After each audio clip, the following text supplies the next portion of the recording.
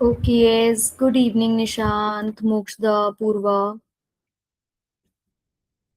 Good evening, ma'am. Good evening. Good evening Purva. Ma'am. Good evening, Mokshda. Purva, आज आप पहली बार class ले रही हो? Good evening, Purva. Good evening ma'am. बेटा, आज आप पहली बार क्लास ले रही हो? नहीं मैम। पहले ली आपने केमिस्ट्री की क्लास? क्या? आप पहली बार क्लास ले रहे हो आज? नहीं। नहीं, आपने पहले ज्वाइन किसी और आईडी से करा था या इसी आईडी से करा था? क्या नाम है बेटा आपका? पूर्वा बोंडे। अच्छा, ठीक है। ओके पूर्वा, साथ साथ नोट्स बनाओ, बाकी सारे बच्चे भी। बेटा क्लास स्टार्ट करें। आज इतने कम बच्चों ने क्यों ज्वाइन करा है?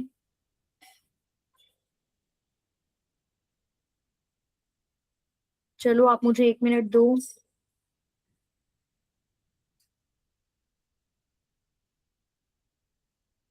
ओके बेटा, अगर आप लोगों को याद हो तो हम लोग तो हमारा चैप्टर कर रहे थे, सम एनालिटिकल टेक्निक्स कर रहे थे, जिसमें हम लोगों ने बात करी थी क्रोमैटोग्राफी की। याद है? Yes, ma'am. हम्म देखो मैं अपनी स्क्रीन शेयर करती हूँ। आज मैं एंटायर स्क्रीन शेयर करती हूँ बिकॉज मुझे बहुत कुछ दिखाना है।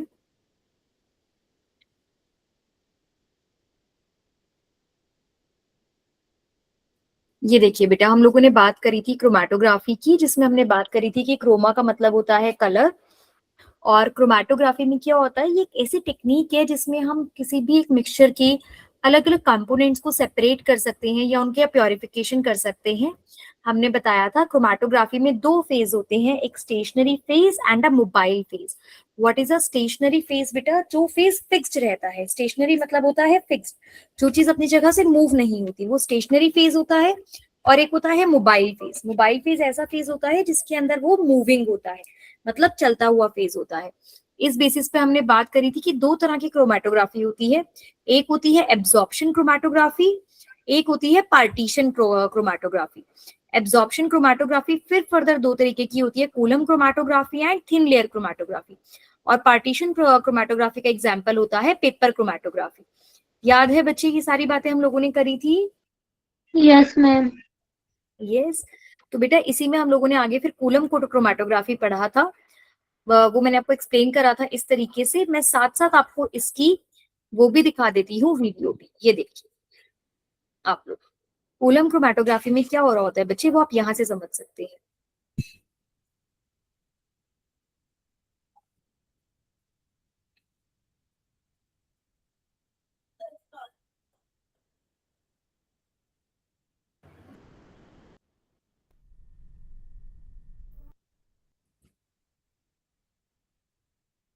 Still copy pasting from another AI tool?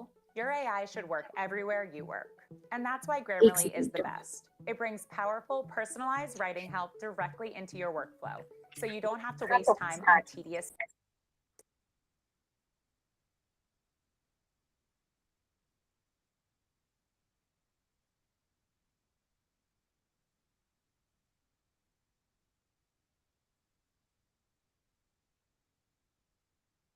Okay sorry बच्चा, मेरा ना वो डिस्कनेक्ट हो गया था।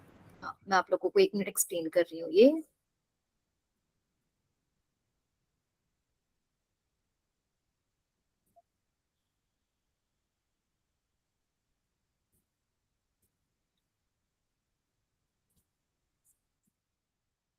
ये देखिए बच्चा, सभी को स्क्रीन दिख रही है?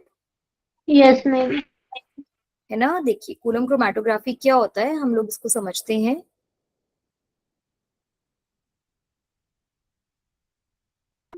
वैसे तो हम लोगों ने लास्ट क्लास में भी देख लिया, Column chromatography is a chromatography technique in which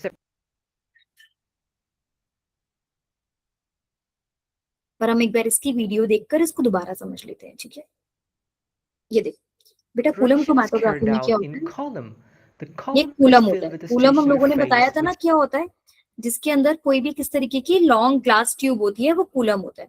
इस कूलम में हमने स्टेशनरी फेज स्टार्ट करते हैं। स्टेशनरी फेज क्या होता है? कोई भी सिलिका ले लिया है, एल्यूमिनिया ले लिया, या सेल्यूलोज ले लिया, वो इसमें भर देते हैं। नीचे हमने कोई भी कॉटन, ग्लास वूल या सैंड लगा ली। उसके बाद बेटा कूलम को हम कैसे भी प्रिपेयर कर सकते हैं। तो हम लोगों ने कूलम में क्या करा, एक स्लरी बना दी। स्लरी का मतलब होता है एक तरीके का पेस्ट बना दिया। तो हम लोगों ने सिलिका का सॉल्वेंट के साथ, क्या बेटा आवाज बराबर नहीं आ रहा है। आवाज बराबर नहीं आ रहा है? बाकी सबको आवाज क्लियर आ रही है क्या बेटा? Yes, ma'am. अच्छा बेटा, एक बार आप दोबारा ज्वाइन करने की कोशिश करो योगेश। Yes ma'am. हाँ, तो बेटा देखो, कूलम क्रोमैटोग्राफी में क्या होता है, स्लरी बना देते हैं। आप लोग अपने नोट्स में देखोगे तो शायद आपको दिख भी जाए। स्लरी का मतलब होता है पेस्ट।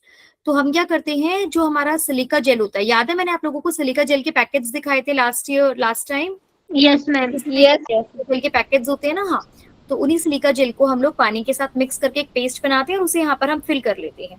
फिल करने के बाद क्या होता है बेटा, हम यहाँ पर ऊपर अपना सैंपल लगाते हैं और सैंपल के ऊपर हम लोग क्या करते हैं, अपना सॉल्वेंट डालना स्टार्ट कर देते हैं। ये देखो, जिस सैंपल क्या है बेटा, सैंपल वो मिक्सचर है जिसके अंदर अलग अलग कंपोनेंट्स है जिन्हें हमें अलग करना है। तो ये जो नीचे वाला फेज है ये स्टेशनरी फेज है और जो ऊपर वाला फेज है मोबाइल फेज है। ये सॉल्वेंट है। ये देखो धीरे धीरे धीरे धीरे नीचे आया और ध्यान से देखो नीचे आने के बाद इसने क्या करा, देखो इस सैंपल के साथ बेटा जब सॉल्वेंट नीचे आया तो वो जो सैंपल था, मान लो उसमें अलग अलग कलर के कंपोनेंट्स थे। ये पर्पल कलर का, ब्लू कलर का, ऑरेंज कलर का, ग्रीन कलर का। तो बेटा ये अलग अलग जो कंपोनेंट्स थे ना, इनकी अलग अलग एफिनिटी थी। इनमें से कुछ थे जो स्टेशनरी फेज के साथ ज्यादा अट्रैक्ट हो रहे थे, उसके साथ ज्यादा अच्छे से बॉन्ड बना रहे थे, तो वो सॉल्वेंट के साथ इतना नीचे नहीं आए। लेकिन ये जो कुछ थे ऑरेंज और ग्रीन पिगमेंट्स, ये वो है जो स्टेशनरी फेज में इतने अच्छे से एब्जॉर्ब नहीं हो पाए और इन्होंने क्या करा, ये सॉल्वेंट के साथ नीचे आ गए। यही हमारा प्रिंसिपल होता है बेटा कूलम क्रोमैटोग्राफी का, कि जो एक सैंपल होता है उसमें अलग अलग मिक्सचर्स होते हैं, उन सब मिक्सचर्स की अलग अलग प्रॉपर्टीज होती हैं। उस मिक्सचर में कुछ कंपोनेंट्स ऐसे होते हैं जो स्टेशनरी फेज के साथ बहुत अच्छे से बॉन्ड बना लेते हैं, तो मोबाइल फेज के साथ वो कम ट्रैवल करते हैं, और कुछ कुछ ऐसे होते हैं जो मोबाइल फेज के साथ ज्यादा नीचे तक ट्रैवल कर जाते हैं। ये देखिए आप, ये देखो डार्क ब्लू एंड जो पर्पल, ये दो जो बेटा वो है, वो स्टेशनरी फेज के साथ ज्यादा इंटरेक्ट कर रहे हैं, इसीलिए वो स्टेशनरी फेज के साथ ज्यादा ऊपर ही रह गए, बहुत ज्यादा नीचे नहीं आए। लेकिन ये जो ग्रीन मॉलिक्यूल्स है, ये मोबाइल फेज के साथ बहुत ज्यादा अट्रैक्ट कर रहे हैं, तो ये बहुत नीचे आ गए। ब्लू और ऑरेंज कहीं बीच में आ गए। तो इस तरीके से सभी के सभी इस सैंपल में ये सबका मिक्सचर था, ये सैंपल जो हमने रखा था। लेकिन अब वो सैंपल में सारे के सारे कंपोनेंट्स क्या हो गए, अलग अलग हो गए। अब देखो हम इनको अलग अलग इकट्ठा भी कर सकते हैं। अब इनको हम अलग अलग कलेक्ट कैसे करेंगे वो भी देखो आप। यहाँ से बेटा हम ऊपर से क्या करते हैं, अगर हम चाहते हैं कि ये जल्दी फ्लो करे तो हम ऊपर से कोई भी पंप लगा देते हैं। कोई भी एक तरीके से, मानो ना अगर हमें गैस को जल्दी पास कराना है तो कई बार हम उसमें पीछे से बेटा फूंक मार देते हैं ना, या उसको हम पीछे से प्रेस करना स्टार्ट कर देते हैं, उसके ऊपर प्रेशर लगाना स्टार्ट कर देते हैं ताकि वो आगे से जल्दी फ्लो कर जाए। करते हैं ना ऐसा? Yes, ma'am. हाँ, तो बेटा हाई फ्लो रेट, तो यहाँ से फ्लो रेट को हाई करने के लिए हम यहाँ पे पंप लगा देते हैं या कोई भी कंप्रेस्ड गैस लगा देते हैं, जैसे कि आर्गन या नाइट्रोजन। तो वो लगाने से क्या होता है, ये देखो हमने इस तरीके से इसको रखा। और अब देखो हम सैंपल कैसे कलेक्ट करेंगे, यहाँ पर रखेंगे। सबसे पहले एक कलेक्ट करा, फिर देखो ग्रीन वाला कलेक्ट कर लिया, फिर ऑरेंज वाला कलेक्ट कर लिया, फिर ब्लू वाला कलेक्ट कर लिया, फिर पर्पल वाला कलेक्ट कर लिया, फिर ब्लू वाला कलेक्ट कर लिया। तो इस तरीके से हमने क्या करा, ये सभी के सभी हमारे कंपोनेंट्स जो थे उनको हमने सेपरेट कर लिया। अभी हमारे पास मिक्सचर था, लेकिन कूलम क्रोमैटोग्राफी की हेल्प से हमने उस मिक्सचर के सभी कंपोनेंट्स को अलग अलग कलेक्ट कर लिया। क्या ये बात क्लियर हुई सभी को? Yes, ma'am. Yes. तो बेटा ये हमारी होती है कूलम क्रोमैटोग्राफी। कूलम क्रोमैटोग्राफी में हम एक लॉन्ग ट्यूब लेते हैं और एक लॉन्ग ट्यूब में हम लोगों का जो स्टेशनरी फेस होता है वो सिलिका जेल होता है और उसके ऊपर सॉल्वेंट होता है। इसमें हम ये काम किस में करते हैं, कूलम में करते हैं। कूलम क्या होता है, एक लॉन्ग ग्लास ट्यूब होती है, इसे हम कूलम बोलते हैं, और इसमें करने वाली क्रोमैटोग्राफी को हम कूलम क्रोमैटोग्राफी कहते हैं। ये बात क्लियर हुई बच्चे? Yes, ma'am. बेटा अब देखो, अब जो हमने नीचे सैंपल कलेक्ट करा है, इस सैंपल में बेटा ये सॉल्वेंट भी आया होगा, क्योंकि ये सॉल्वेंट मोबाइल फेज है। इसको हम बोलते हैं इल्यूएंट। क्या बोलते हैं इसे हम? Eluent. इल्यूएंट। क्या बोलते हैं? Eluent. इल्यूएंट। इल्यूएंट। इल्यूएंट, ठीक है। और हर एक इल्यूएंट के अंदर बेटा ये जो कलर के पिगमेंट्स आए हैं, ये पिगमेंट्स है इल्यूआइट। क्या है ये? इल्यूआइट। इल्यूआइट। देखो दो चीजें हैं, एक है इल्यूएंट, एक है इल्यूआइट। तो अब क्या होता है बेटा, हमने जो इसके अंदर करा है, तो इसमें देखो ये पर्पल कलर का पिगमेंट तो है, इल्यूआइट तो है सभी में, लेकिन साथ साथ में इल्यूएंट भी तो होगा। ये जो ऊपर से सॉल्वेंट है, ये सॉल्वेंट भी तो इसमें मिक्स करके आया होगा ना बच्चे? Yes, ma'am. ना। तो अब हम उसको कैसे सेपरेट करते हैं बेटा, उसको हम जैसे डिस्टिलेशन कर लेते हैं। डिस्टिलेशन मतलब अगर मैं इसको हीट करूंगी तो सॉल्वेंट के जितने भी वेपर्स हैं वो बन के अलग हो जाएंगे और नीचे इल्यूआइड जो होगा वो अलग रह जाएगा। क्लियर है? Yes. Yes, ma'am. हाँ, यहां तक सभी को क्लियर है? किसी को कोई डाउट तो नहीं है? No. ओके बेटा, एक दूसरी होती है थिन लेयर क्रोमैटोग्राफी। पहले मैं आप लोगों को एक उसकी वीडियो दिखाती हूँ थिन लेयर क्रोमैटोग्राफी की, फिर मैं आप लोगों को एक्सप्लेन करूंगी। जो थिन लेयर Okay. क्रोमैटोग्राफी है ना बच्चे, वो भी एक तरीके की एड्सॉर्प्शन क्रोमैटोग्राफी ही है। एड्सॉर्प्शन क्रोमैटोग्राफी का मतलब उसके अंदर भी एक स्टेशनरी फेज होगा और उसके अंदर भी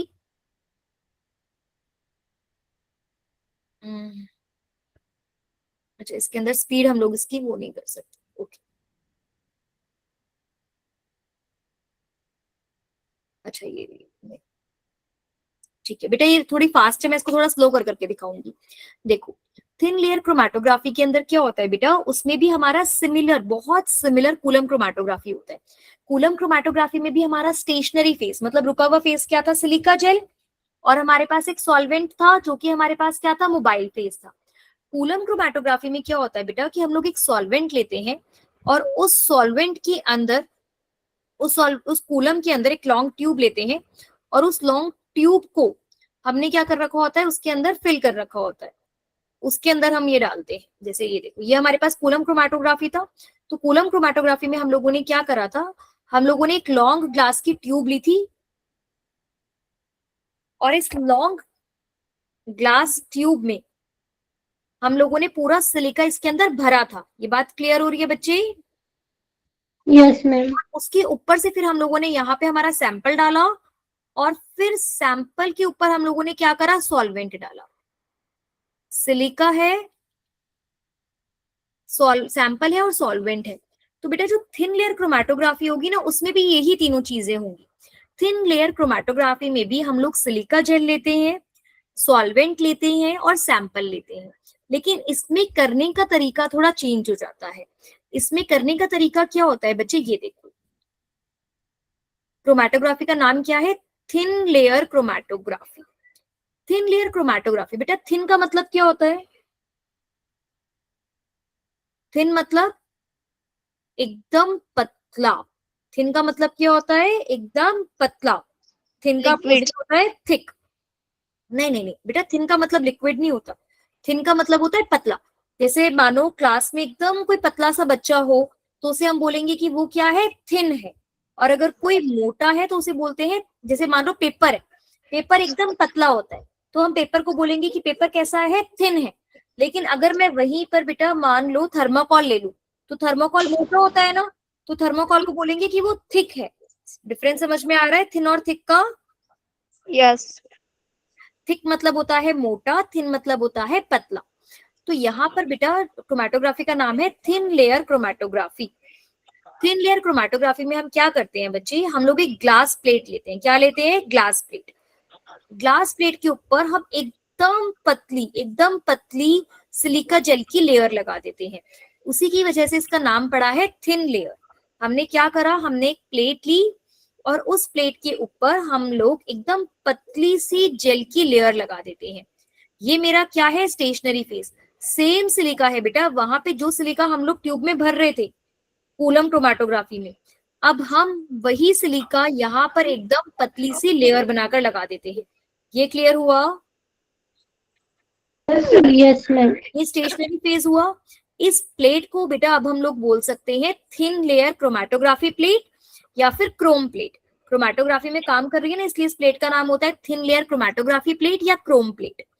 उसके बाद बेटा हम लोग क्या करते हैं, इस प्लेट के ऊपर एक एंड से लाइन बनाकर, अभी मैं आपको एक्सपेरिमेंट दिखाऊंगी। ये हमने प्लेट तैयार कर ली, इस प्लेट पर एक लाइन डालते हैं और उस लाइन के ऊपर अपना सैंपल का डॉट लगा देते हैं और उसके बाद नीचे सॉल्वेंट रखकर उसमें इसको डिप करते हैं। उसमें क्या हो रहा था, हम ऊपर से सॉल्वेंट डाल रहे थे, नीचे हम लोगों ने सिलिका जेल भरा हुआ था, इसमें हम सिलिका जेल उस पर लगाते हैं, स्ट्रिप पे लगाते हैं, नीचे सॉल्वेंट रखा होता है और उस सॉल्वेंट के अंदर इस प्लेट को डिप कर देते हैं। अब यहाँ पर देखो आप, तो अब आपको समझ में आएगा कि क्या हो रहा है। यहाँ पे ध्यान से देखेंगे बेटा,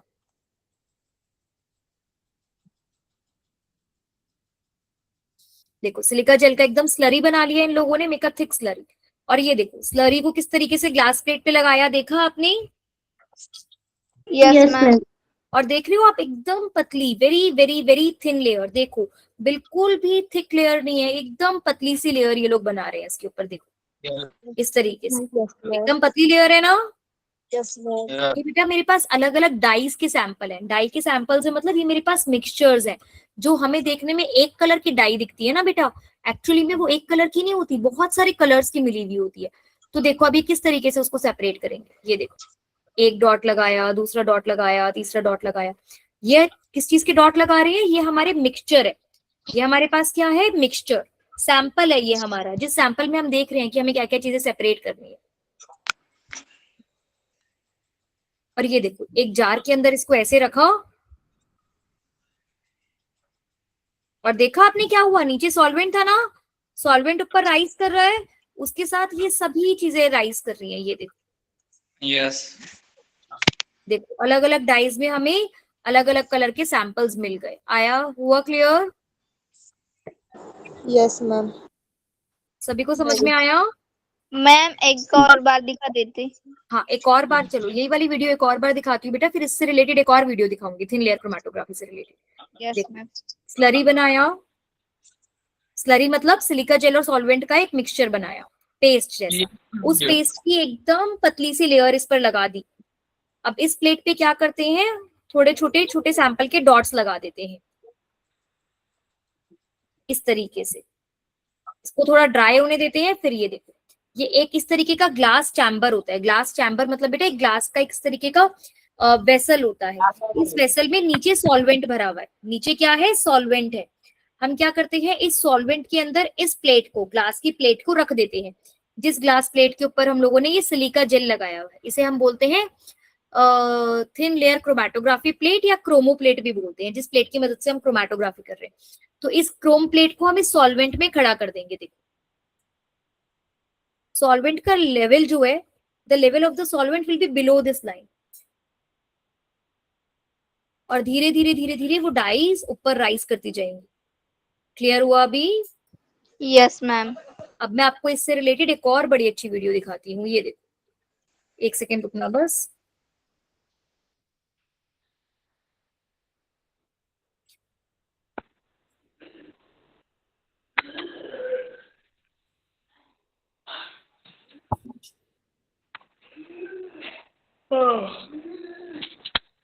किसको नींद आ रही है? गौरव, इतनी नींद कैसे आ रही है?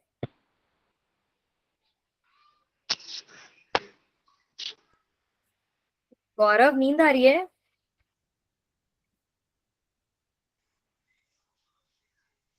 नहीं मैम, मेरा भैया आकर अच्छा ओके।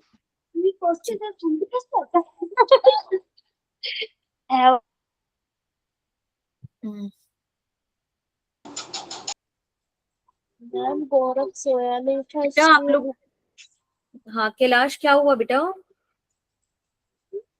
कुछ नहीं मैम। अच्छा ओके बेटा, सब लोगों को स्क्रीन दिख रही है अभी? Yes ma'am. बेटा अब ये देखो स्क्रीन में कि हम ये थिन लेयर क्रोमैटोग्राफी यूज कैसे करते हैं। आप ये देखो, ये जैसे हमारे पेड़ के जो पत्ते होते हैं वो कौन से कलर के होते हैं? ग्रीन होते हैं। ग्रीन क्यों होते हैं, किसी को पता है? Why the tree leaves are green? क्योंकि क्लोरोप्लास्ट उसमें क्लोरोफिल होता है। वेरी गुड, हमें पता है कि उनमें क्या होता है, क्लोरोफिल नाम का एक पिगमेंट होता है। बेटा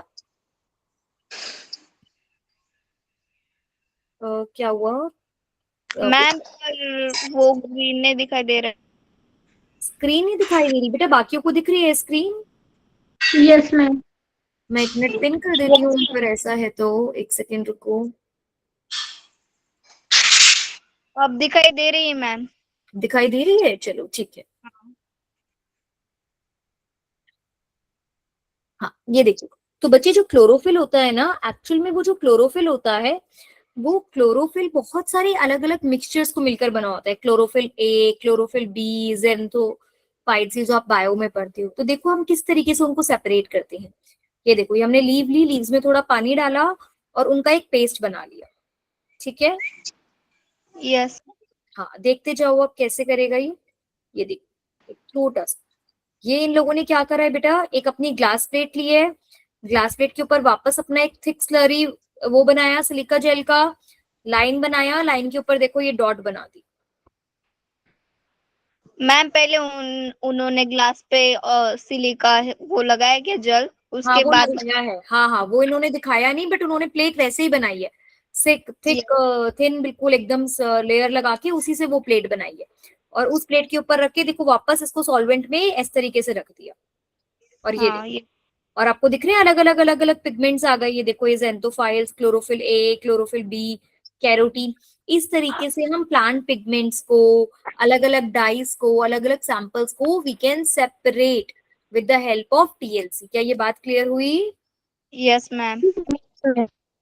अच्छा अब देखो, अब मैं रीड करती हूँ थिन लेयर क्रोमेटोग्राफी आपकी बुक से, और अब आपको अच्छे से क्लियर हो जाएगा ये। देखो क्या कह रहा है ये, अब आपको जो समझ में ना आया you can ask. A thin layer of adsorbent silica gel or alumina spread over a glass plate act as a stationary phase। वो हमारा stationary phase की तरह act करता है, clear हुआ ये?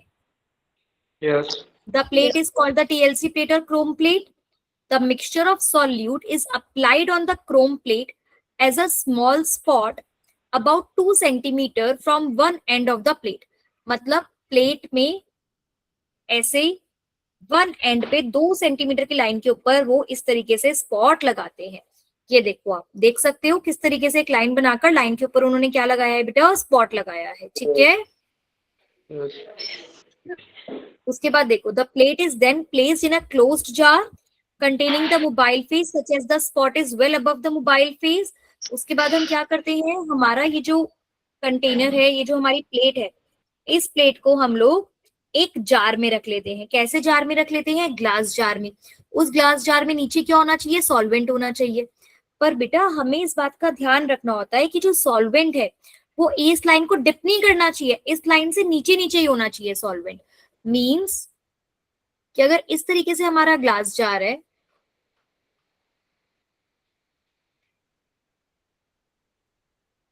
ठीक है, तो ग्लास जार में मानो हमने ये प्लेट रखी और प्लेट पे हमने 2 सेंटीमीटर ऊपर लाइन मारी, मतलब मानो मैंने यहां लाइन मारी, ठीक है, तो जो सॉल्वेंट होना चाहिए हमारा, वो सॉल्वेंट हमारा इतना ही होना चाहिए नीचे।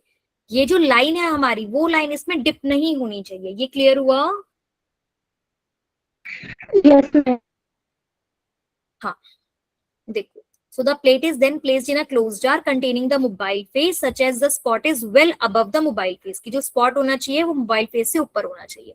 जो भी मेरा सैंपल है बेटा, उस सैंपल का मैंने क्या करा, यहाँ पर एक स्पॉट लगा दिया लाइन पर, ठीक है। अब देख, जैसे जैसे मोबाइल फेस ऊपर जाएगा उसके कंपोनेंट्स भी ऊपर जाएंगे, और अलग अलग हाइट्स की वजह से बेटा अलग अलग डिस्टेंसेस पर वो क्या हो जाते हैं, सेपरेट हो जाते हैं। ये बात क्लियर हो गई? देखो अलग अलग डिस्टेंसेस पे वो क्या करते हैं, सेपरेट हो जाते हैं। मान लो एक रेड पिगमेंट है, तो रेड पिगमेंट ने इतना डिस्टेंस ट्रेवल करा है। अगर ब्लू पिगमेंट है तो ब्लू पिगमेंट ने इतना डिस्टेंस ट्रेवल करा है। अगर हमारे पास ये है पर्पल है, तो पर्पल ने इतना डिस्टेंस ट्रेवल करा है, और सॉल्वेंट पूरा यहां तक ट्रेवल कर गया है, इस लाइन तक। ये सभी को क्लियर हुआ? Yes ma'am. अलग अलग जो कंपोनेंट्स होते हैं ना बेटा, वो अलग अलग तरीके से ट्रेवल कर लेते हैं। ये बात क्लियर हुई? मैम मतलब जितना छोटा डॉट हो, मतलब जितने लेंथ पर डॉट रखा हो उतनी लंबाई तय करता है क्या? नहीं नहीं नहीं बेटा, आप समझो क्या है ना यहाँ पे, कि ये यहाँ पर जो एक्चुअल में, मानो समझो मेरी बात, ये जो मैं प्लेट रख रही हूँ ना बेटा, ये मेरी प्लेट है, इस प्लेट पे मैंने ये लाइन ड्रॉ करी, इस लाइन के ऊपर मैंने जो मेरा सैंपल है उस सैंपल का मैंने एक डॉट बनाया। मानो ये मेरा ब्लैक इंक है, ये मैंने इसका डॉट बनाया सैंपल का। एक्चुअल में बेटा ये हमें दिख एक चीज रही है, लेकिन इसके अंदर ना अलग अलग कंपोनेंट्स है। मानो इस ब्लैक के अंदर एक रेड कंपोनेंट है, एक ब्लू कंपोनेंट है और एक पर्पल कंपोनेंट है। अभी वो तीनों एक साथ हैं इसीलिए ब्लू ब्लैक दिख रहे हैं, लेकिन जैसे ही सॉल्वेंट के अंदर ये जाएगा, तो जैसे ही सॉल्वेंट ऊपर जाना स्टार्ट करेगा ना, तो मानो इसका एक पिगमेंट यहीं तक गया एक पिगमेंट ने यहां तक ट्रैवल कर लिया और एक पिगमेंट ने यहां तक ट्रैवल कर लिया। तो ये जिन 3 चीजों से मिलकर बना था वो तीनों चीजें सेपरेट हो गई अलग अलग डिस्टेंस पे। क्लियर हुआ? Yes ma'am. अभी सभी को क्लियर है? Yes ma'am. हाँ ओके। अब बेटा देखो होता क्या है, ऑब्जर्वेशन करने के लिए कि कभी कभी तो ऐसा होता है बेटा कि जो सैंपल होता है वो कलर्ड होता है। ऑब्जर्वेशन करने में हमारे पास 2 सिचुएशंस होती हैं। क्या सिचुएशंस होती हैं? कि या तो जो मेरा सैंपल है वो कलर्ड है, यानी कि विजिबल है, जिसको हम देख पा रहे हैं, या फिर कभी कभी क्या होता है बेटा वो इनविजिबल होता है। कैसा होता है? इनविजिबल। अब अगर बेटा विजिबल है, हमें आंखों से दिख रहा है, जैसे अभी हम लोगों ने वो प्लांट्स वाला देखा था, तो उसमें तो हमें आंखों से दिख रहे थे ना वो अलग अलग पिगमेंट्स। क्लियर हो रहा है? उसमें तो वो विजिबल बाय आईज था। लेकिन अगर इनविजिबल हो तो हम क्या करें? इनविजिबल होता है बेटा तो उसे विजिबल बनाना पड़ता है। How do we make it visible? देखो 3 तरीके हो सकते हैं। By UV rays, by UV rays. UV क्या होती है? Ultraviolet rays. तो बेटा क्या करते हैं, हमने जो हमारा यहाँ पर ये बनाया है ना सैंपल, इसे हम क्या करते हैं यूवी लाइट के अंदर रखते हैं, यानी कि अल्ट्रा वायलेट लाइट के अंदर रखते हैं।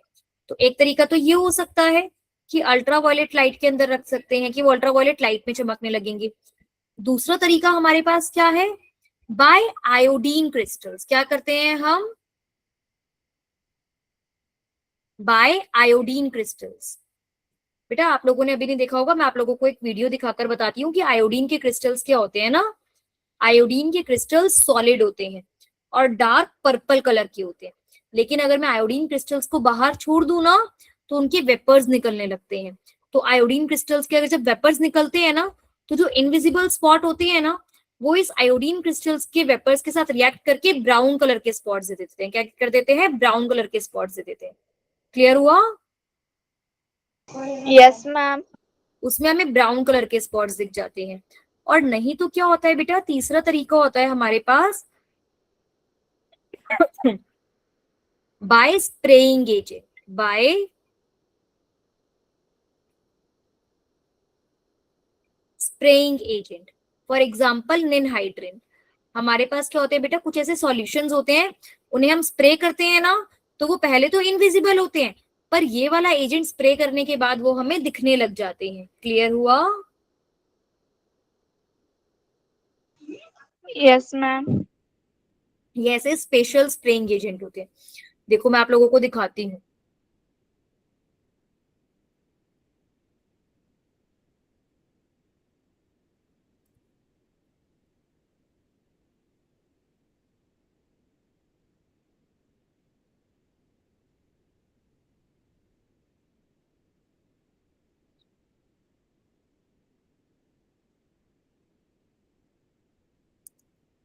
एक क्रोमेटोग्राफी में दिखाती हूँ मैं आपको निनहाइड्रेट।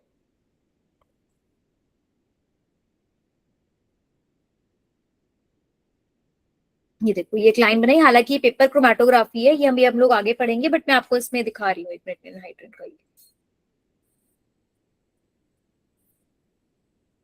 इसमें तो ये है।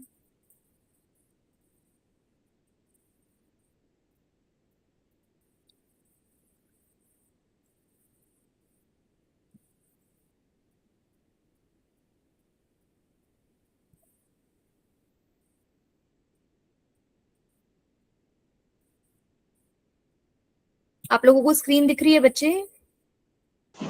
यस। हाँ अभी मैं डाल रही हूँ ना। हाँ 1 मिनट बेटा।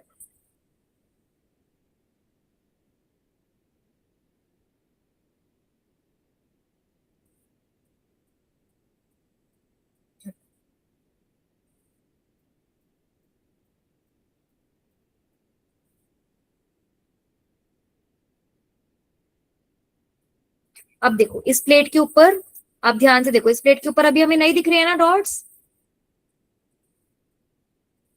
देखो इतने अच्छे से हमें डॉट्स नहीं दिख रहे हैं ना। तो एक तरीका तो क्या है, ये देखो ये क्या है बेटा, ये यूवी लाइट है। देखा आप लोगों ने ये क्या है? UV light. UV light. तो देखो यूवी लाइट में अब हमें दिख रहे हैं ना स्पॉट्स, और बिना यूवी लाइट के ये स्पॉट्स हमें नहीं दिख रहे थे। क्लियर हुआ? Yes ma'am. तो हम इस तरीके से देख सकते हैं। देखो एक दूसरा मेथड निनहाइड्रिन वाला भी होना चाहिए, ये रहा शायद।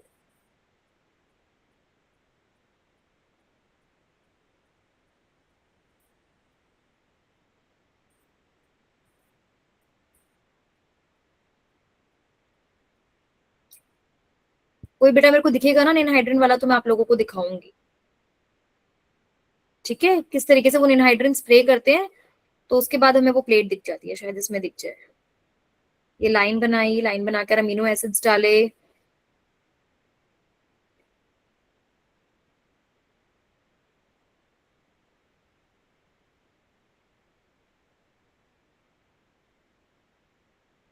हाँ ये देखो, अभी हमें कुछ भी डॉट्स नहीं दिख रहे ना इसके ऊपर। दिख रहे हैं आप लोगों को इस प्लेट पे कोई भी?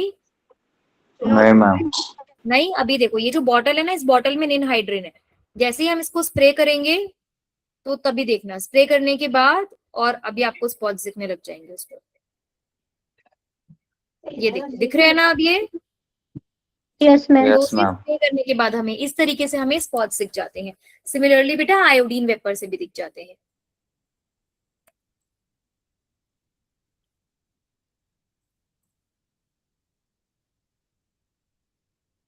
ये देखो, ये आयोडीन है। ये आपको नीचे पर्पल कलर का दिख रहा है? Yes ma'am. ये आयोडीन के क्रिस्टल्स होते हैं बेटा। और देखो अभी ये जो हमारे पास टीएलसी प्लेट है, इसके ऊपर हमें अभी कोई भी डॉट नहीं दिख रहा ना, लेकिन अभी देखो नहीं। आयोडीन के क्रिस्टल्स के प्रेजेंस में हमें दिखने लग जाएगा। ये देखो आयोडीन के वेपर्स बने ये।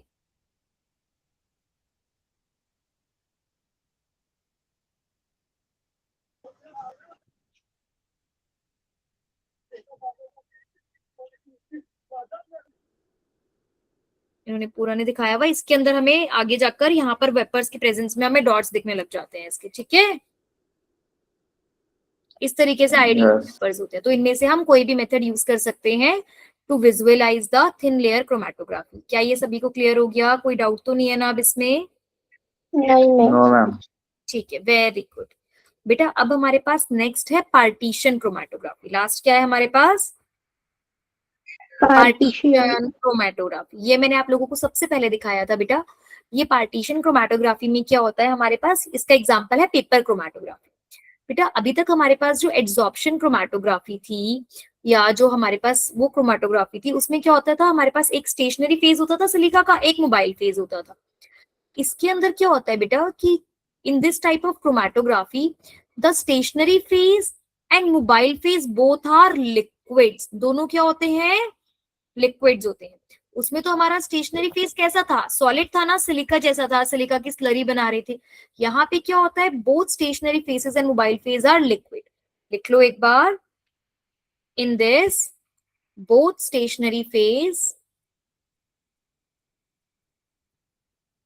Both stationary phase and mobile phase are liquid. साथ साथ लिख लो बेटा एक बार। लिख रहे हैं सभी लोग? ये हमारा लास्ट टॉपिक है बेटा इस चैप्टर का। ठीक है, और आज हमारा ये चैप्टर फिर कंप्लीट हो जाएगा। This is the last topic for this chapter. लिखा ये सभी ने? Yes ma'am. ठीक है, यस मैम। अब लिखेंगे बेटा इसका प्रिंसिपल, कि इसका प्रिंसिपल क्या है। It is based on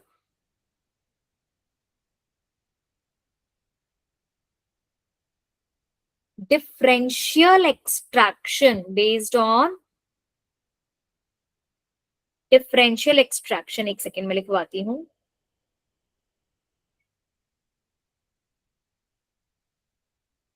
based on differential partitioning, differential partitioning of solute in mobile and stationary phase.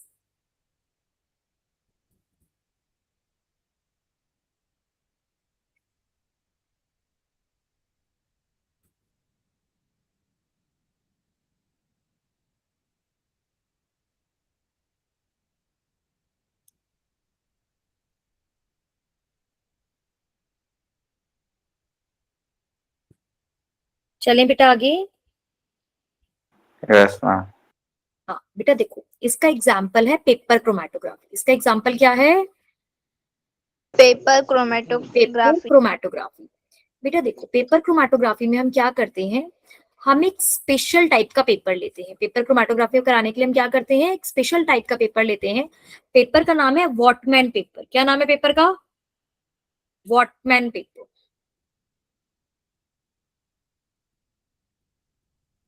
वॉटमैन paper. आप पेपर को देखोगे ना बेटा, तो आपको ऐसा नहीं लगेगा कि कुछ अलग सा पेपर है। हमारे नॉर्मल पेपर से थोड़ा सा मोटा पेपर होता है। ये देखिए,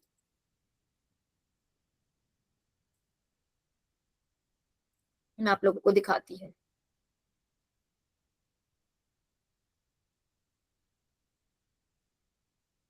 देखो, देखने में बिल्कुल नॉर्मल पेपर जैसा लग रहा है ना? Yes ma'am.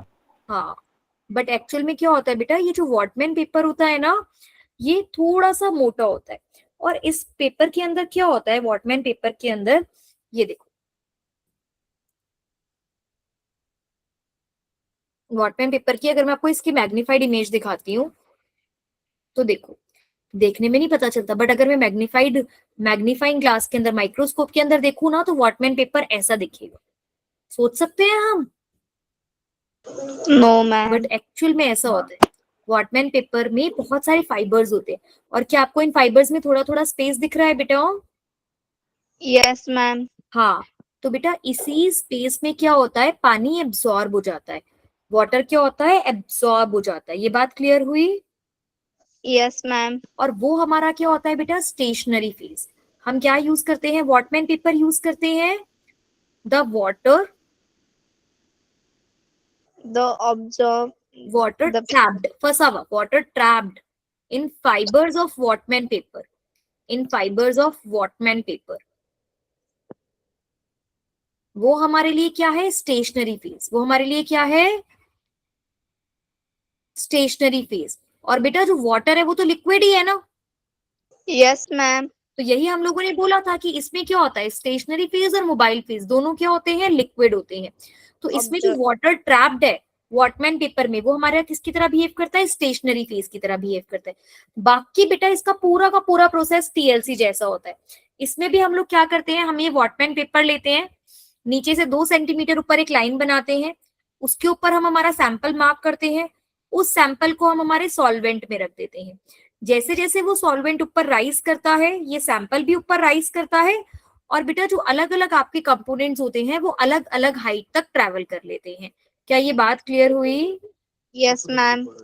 सभी को? अभी देखो, मैं यस। आप लोगों को ये पे दिखा भी देती हूँ बेटा, एक,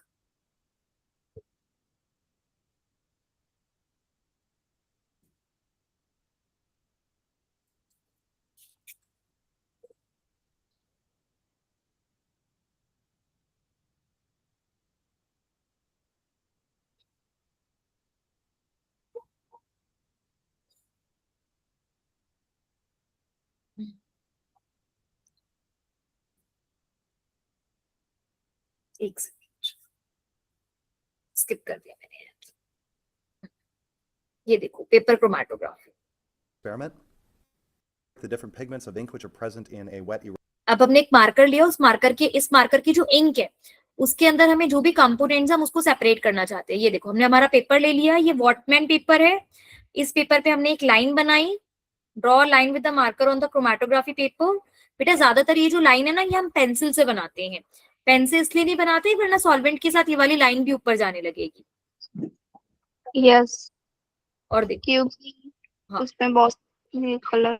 अब ये देखो, ये हमने मार्कर से, इसने तो पूरी की पूरी मार्कर से लाइन ही बना दी। नॉर्मली तो मार्कर से डॉट लगाते हैं, बट ये तो एक एक्सपेरिमेंट है, तो इसने पूरी की पूरी मार्कर से लाइन बना दी। नीचे सॉल्वेंट है, वो हमारा मोबाइल फेज है। जैसे जैसे सॉल्वेंट ऊपर जा रहा है, आप देख रही हो कि वो देखने में हमें ब्लैक इंक लग रही थी, बट वो येलो, रेड, ब्लू, अलग अलग कलर के पिगमेंट से बनी हुई है। क्या ये बात क्लियर हुई? यस मैम, फुल क्लियर हुई। एकदम। क्या हो रहा है बेटा, यस जो मैम। पिगमेंट जो है, जैसे ब्लू पिगमेंट है, वो मोबाइल फेज के साथ, वो स्टेशनरी फेज में इतना वो एब्जॉर्ब नहीं हुआ होगा, वो इसलिए सॉल्वेंट के साथ ट्रैवल करता जा रहा है ऊपर। ये देखो, अब बेटा हम लोग क्या करते हैं, एक बार हम लोगों ने पेपर क्रोमेटोग्राफी बना ली, मैं आपको एक दूसरा भी दिखाती हूँ, डॉट वाला भी। अब ये जो पेपर है ना, इसे हम बोलते हैं क्रोमैटोग्राम। इसे हम क्या बोलते हैं? क्रोमेटोग्राफ। क्रोमैटोग्राम।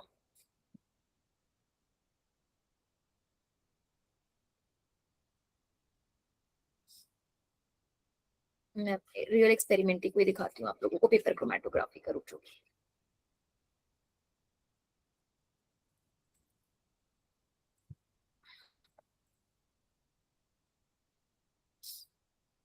ये वाला देखो।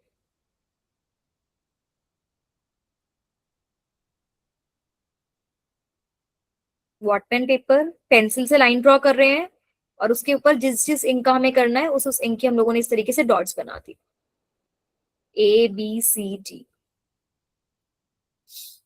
ऐसे नीचे सॉल्वेंट डाल दिया।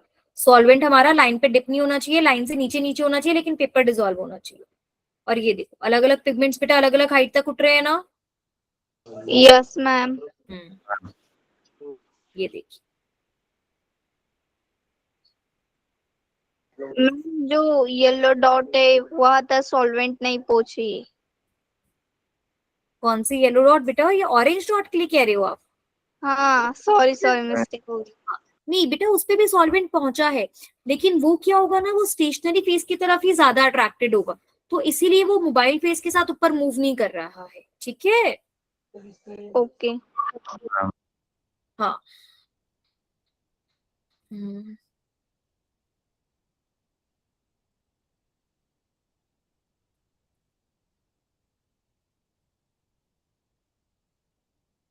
तो आप इस तरीके से देख सकते हो। तो वो हमारा क्या हो जाता है बेटा? क्रोमैटोग्राम। अब क्या होता है बेटा, ये जो मोबाइल फेज है ये ऊपर मूव कर रहा है, और इसी के साथ ये देखो डायग्राम में इस तरीके से दिखा आपको?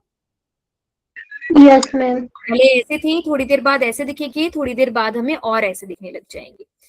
अब बेटा हमें क्या कैलकुलेट करना होता है यहाँ पे? या तो ये विजिबल होते हैं, और अगर कलरलेस होते हैं तो हम उनको यूवी लाइट के अंदर देख सकते हैं, या फिर स्प्रेइंग एजेंट से देख सकते हैं। ये तो बात हम लोगों ने TLC में भी करी थी ना। सेम ही बात यहाँ पे भी है कि अगर कलरलेस होंगे तो आप उनको यूवी लाइट या स्प्रेइंग एजेंट से देख सकते हैं। अब बेटा यहाँ पे देखो एक इंपॉर्टेंट चीज है, रिटेंशन फैक्टर। क्या होता है ये? Retention factor. Retention factor.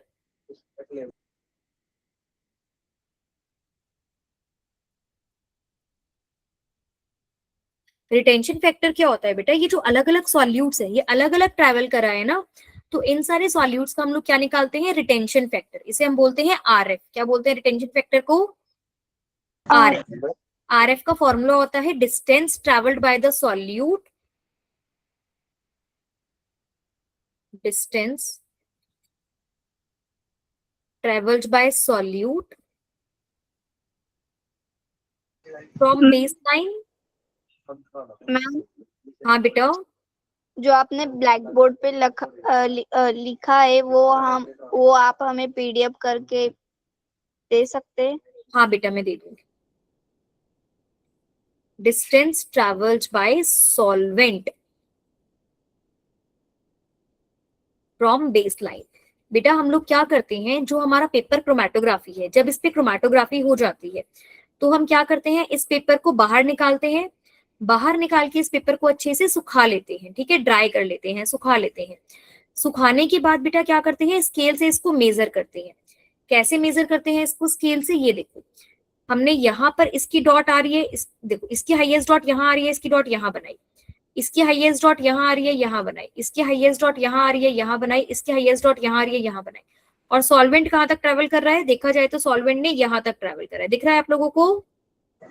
Yes ma'am. Base line से स्केल से नापते हैं कि ये कितना सेंटीमीटर है। मानो ये हमारे पास आया कि ये 6 सेंटीमीटर है, और मानो ये कितना है? 8 सेंटीमीटर है। तो हम इस तरीके से रिटेंशन फैक्टर निकालते हैं कि इस वाले सॉल्यूट ने कितना ट्रेवल करा? 6, और सॉल्वेंट ने कितना ट्रेवल करा? 8। तो इसका रिटेंशन फैक्टर कितना हो जाएगा? 6/8। क्लियर हो रहा है? Yes ma'am. तो ऐसे अलग अलग कंपोनेंट्स का हम रिटेंशन फैक्टर कैलकुलेट कर लेते हैं। ठीक है? ओके। हाँ। इसी के साथ हमारा चैप्टर कंप्लीट हो गया है। ठीक है? क्वेश्चंस ट्राई करें। ठीक है। यस। Okay, very good. और बेटा नेक्स्ट चैप्टर बहुत बहुत इंपॉर्टेंट है। नेक्स्ट चैप्टर तो हम लोग नेक्स्ट चैप्टर जो होगा उसमें हम काफी अच्छे से पढ़ेंगे। स्ट्रक्चर ऑफ एटम बहुत बेसिक चैप्टर और बहुत इंपॉर्टेंट चैप्टर है, ठीक है। चलिए पहले एमसीक्यू क्वेश्चंस ट्राई करते हैं इस चैप्टर के, ठीक है। पहला, which of the following methods can be used to separate two components with different solubility in the same solvent. Same solvent में अगर डिफरेंट सॉल्युबिलिटी है, एक ज्यादा सॉल्युबल है, कम सॉल्युबल है, तो ऐसे मेथड्स के लिए हम कौन सा मेथड यूज कर सकते हैं सेपरेशन के लिए? ए, बी, सी या जी, कौन सा? ए, वेरी गुड। बेटा देखो, फ्रैक्शनल क्रिस्टलाइजेशन यूज करते हैं जब दो कंपोनेंट सॉल्युबल होते हैं सेम सॉल्वेंट में, क्रिस्टलाइजेशन जब एक ही कंपाउंड होता है, डिस्टिलेशन जब दो लिक्विड्स होते हैं, और सॉल्वेंट एक्सट्रैक्शन जब दो इमिसिबल सॉल्वेंट होते हैं। तो इसका आंसर क्या हो जाएगा? Fractional crystallisation. क्लियर है? Yes ma'am. ओके, चलो ये वाला बताओ। Which of the following technique is used to separation of glycerol from soap industry?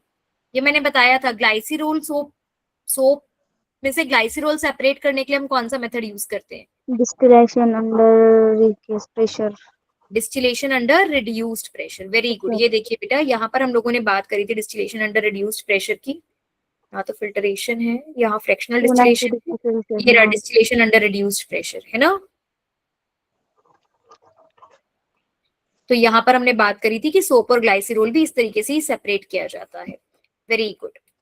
Which technique is widely used in industry to separate the components of a mixture and also to purify them? किसी के components को separate करने के लिए या purify करने के लिए हम कौन सा मेथड यूज करते हैं? क्रोमेटोग्राफी। क्रोमेटोग्राफी। क्लियर है? Yes ma'am.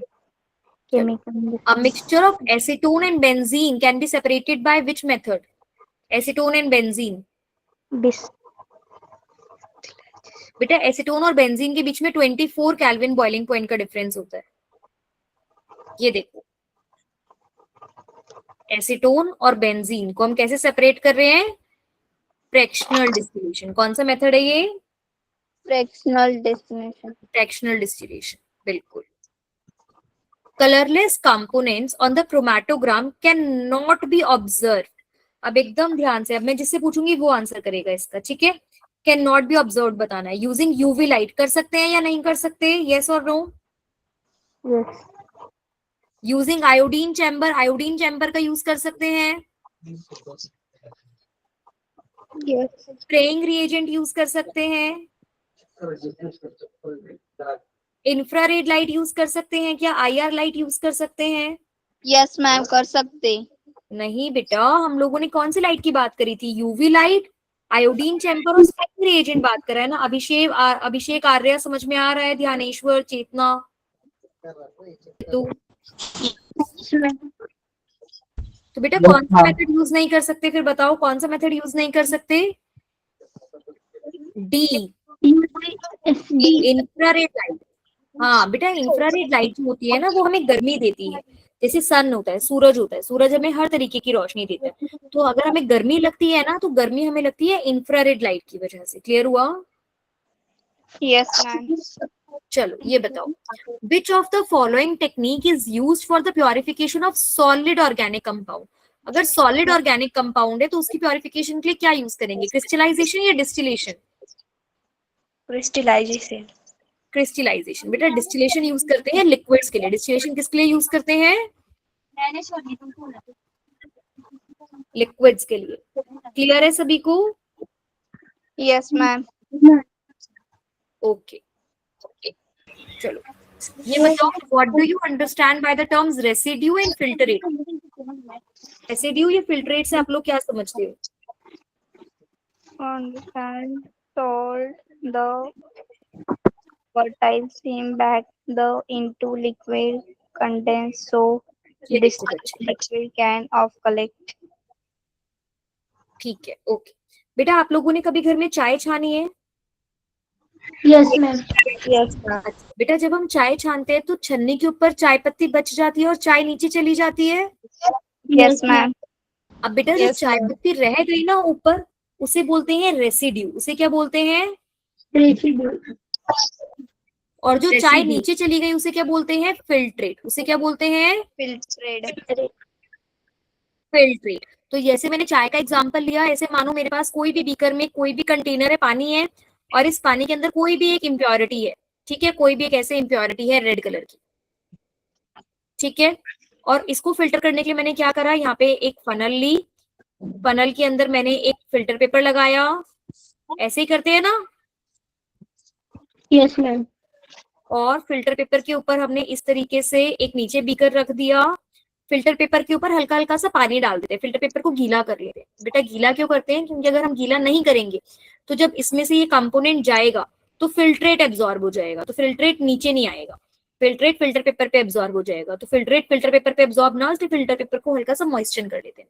अब जैसे ही हम इसमें डालेंगे तो बेटा क्या होगा, जो लिक्विड है वो नीचे आ जाएगा और जो इम्प्योरिटी है वो ऊपर बच जाएगी, जो बच जाती है उसे क्या बोलते हैं, रेसिड्यू, और जो नीचे आ जाता है उसे क्या बोलते हैं, फिल्ट्रेट। क्लियर हुआ सभी को? Yes ma'am. Why is condenser used in distillation process? अब ये बताओ, डिस्टिलेशन का प्रोसेस था, हमने यहाँ पे बात करी थी बेटा डिस्टिलेशन के प्रोसेस की, ये देखो ये डिस्टिलेशन का प्रोसेस है, इसमें हम ये कंडेंसर क्यों लगा रहे हैं, उसका क्वेश्चन ये है कि आपने इस डिस्टिलेशन में ये कंडेंसर क्यों लगाया हुआ है, कोई बताएगा? वो जो गरम बॉइलिंग वेपर जा रहे हैं ना, हाँ, उसको ठंड करने के लिए वो कंडेंसर लगाए हैं और उसका वाटर लिक्विड हो जाएगा इसलिए। एक्सीलेंट, वेरी वेरी गुड ऋतु, वेरी गुड आंसर, बिल्कुल ठीक आंसर है बेटा। ये हमने कंडेंसर लगाया है ताकि जो वेपर्स हैं वो कूल डाउन होकर लिक्विफाई हो जाए, उनका लिक्विड बन जाए। Very good, to liquefy the vapours. Clear हो गया ये? Yes ma'am. Yes ma'am. देखो अच्छा, why is paper moisture before filtration, ये तो मैंने अभी अभी बताया है। अच्छा ये बताओ, what is the stationary phase in paper chromatography? Paper chromatography में स्टेशनरी फेज क्या होता है?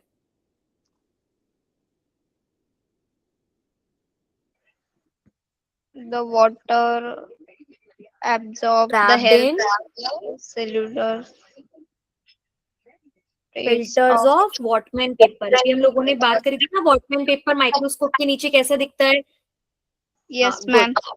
उसके अंदर बहुत सारे फिल्टर्स होते हैं, उन फाइबर्स के अंदर क्या होता है, वाटर ट्रैप हो जाता है, और वही वाटर क्या होता है, उसकी तरह एक्ट करता है। क्लियर हुआ?